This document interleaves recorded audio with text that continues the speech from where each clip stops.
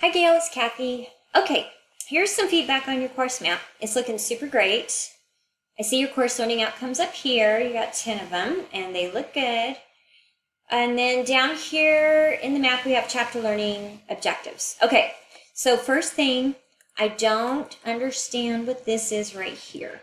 So module learning outcomes is not a thing. So you're going to want to delete that. So in the course map, you're going to want to have your course learning outcomes and your chapter or module learning objectives. But this module outcomes, we don't want that. That's not part of the course map. It's not part of QM. It's confusing to have it there. And so why don't you delete, and you only have it in that one spot. Okay, so go ahead and delete that off. In the chapter learning objectives, I'm going to come down here to module 2 because this is in your course content more so. Okay, so you have chapter 3 and chapter 4, but it's all in module 2. So what I would suggest is rather than calling this chapter learning outcomes, I would suggest calling it module learning outcomes because it stays consistent with module. I'm just trying to make this really easy for the reviewers so they don't get confused. Because if you have more than one chapter in each module, but you have them all lumped up together, it'd be better just to call them module objectives rather than chapter objectives. Okay. In your objectives, why don't you you could number them instead of doing this big indentation.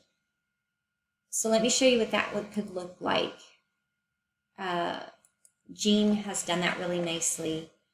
Instead of all those indentations, you could create a numbering system, and this is very common in course maps. So in module 3, he says 3, 1, 3, 2, 3, 3. So first objective, second objective, third objective. And then module 4, it's 4, 1, 4, 2, 4, 3. So you could do that, and that would be a little bit cleaner than all of the tabbing that you're doing. And then you can line everything up on this left margin and have a numbering system. So that would be one idea. If you want to leave it this way, it's okay. It's just not quite as clean. The second thing is we need to align the course learning objectives with each one of these individual chapter or module objectives. So for example, this one right here says identify coding and reimbursement professional associations and credentials offered. Okay, so as a reviewer, I need to know which one of these course learning outcomes aligns with that particular learning objective. And if I was to guess, I'm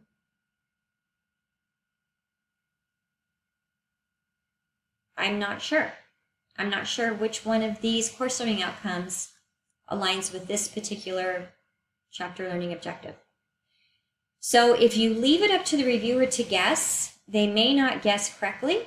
They could guess there is no alignment, or they could assume something incorrectly. So it's important that at the end of every single objective, you write the course objective alignment.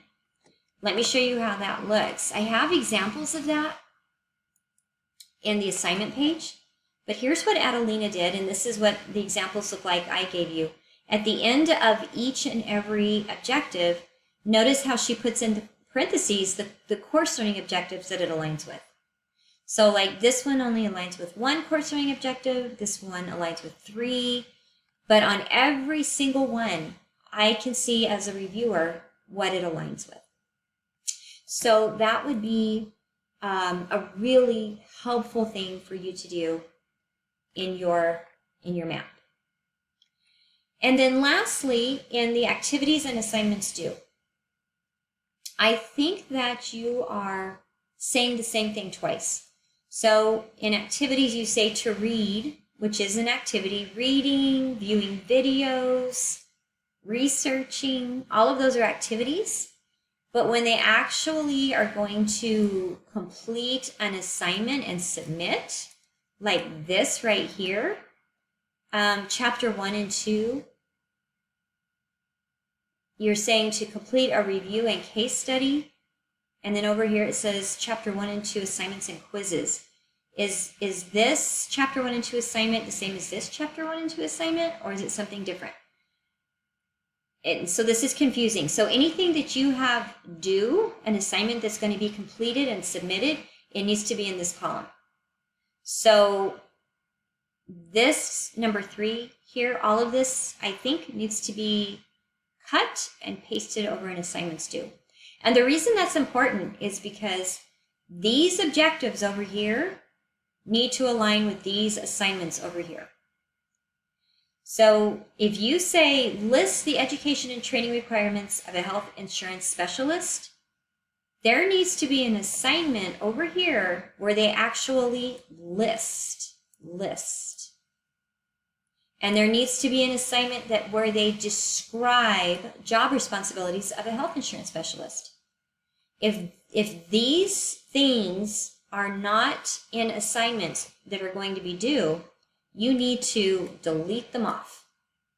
So in other words, even if the textbook has these as chapter learning objectives, if you don't have an assignment that's going to be done in the class that is exactly what this says, delete it off. Okay? Because you do have a ton of objectives, and all of these have to be in this assignment and quiz. And it has to be doing this verb. So explain, explain, explain. If they're explaining, that means they're probably writing. They're doing a discussion post, writing a paper, an essay, or they're making a presentation. But if it says explain revenue cycle management, there has to be an assignment where they actually explain revenue cycle management. If you don't have that assignment, delete this off. Okay? All right, so that gives you a lot of things to think about. So let me do a little quick recap. First, take off this. This is not necessary and it's confusing to a reviewer. Second, think about renaming this module learning objectives and creating a numbering system. Third, put the course alignment at the end of each one of these objectives. Fourth, list all assignments where students are going to complete something and submit here. And fifth, make sure that every single one of these assignments has a module objective that aligns with it.